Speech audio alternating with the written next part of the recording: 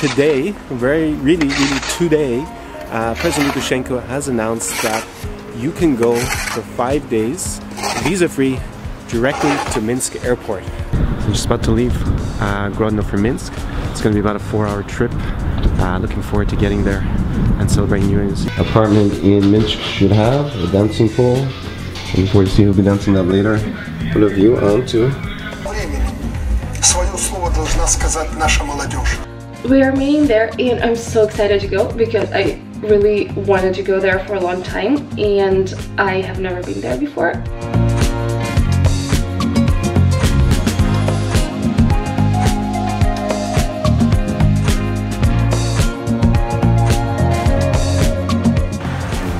I've arrived in Minsk.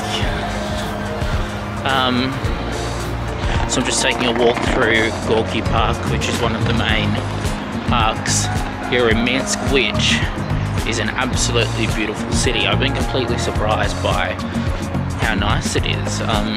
The weather's beautiful, which helps, but very clean, beautiful buildings. Yeah, it's been pretty eye-opening. So we just arrived here in Minsk and first impression's actually better than I thought. It's quite a chilled out city, not too many people. We began exploring the little known city, capital of the third least visited country in Europe, and found that there was more to do than meets the eye. One of the best museums in Belarus, and I'd even go as far to say is on the continent, is the Belarusian State Museum of the Great Patriotic War. The well laid out and vast collection of exhibits recount the German-Soviet War and the battle against the Nazi occupation of Minsk and other areas of Belarus, with information also available in English. The museum also provides the perfect opportunity to visit the neighbouring Victory Park with its fountain and monument, two of its standout features. The Island of Tears is another tribute to Soviet battle, paying homage to soldiers from Belarus who died in the decade-long war with Afghanistan from 1979 to 1989. To get around Minsk, all you really need is the metro. At about 12 pence per ride, it's extremely cheap.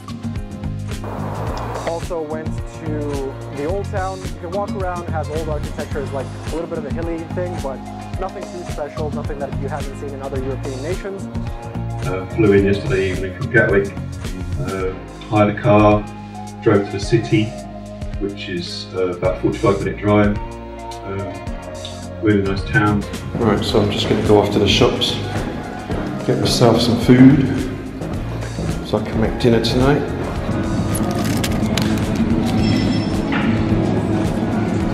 This looks quite yummy. Maybe take two.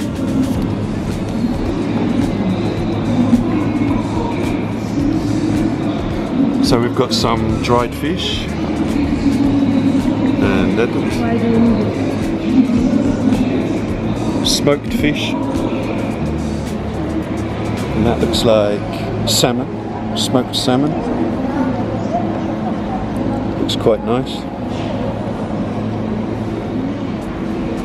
What is this one? Herring?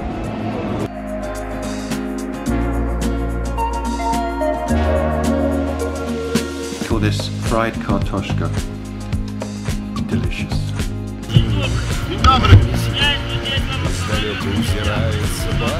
Okej, my tylko do tej gościnicy się zapisamy i przeparkujemy motocykl.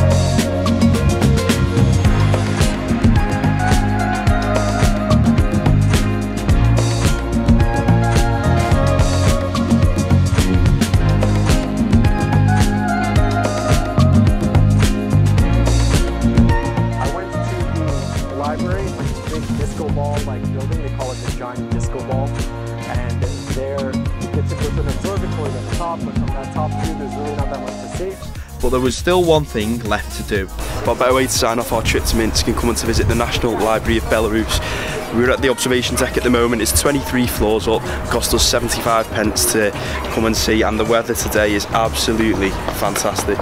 Orthodox place of worship, the Holy Spirit Cathedral, is one of the most beautiful buildings in the city and is extremely popular with worshippers.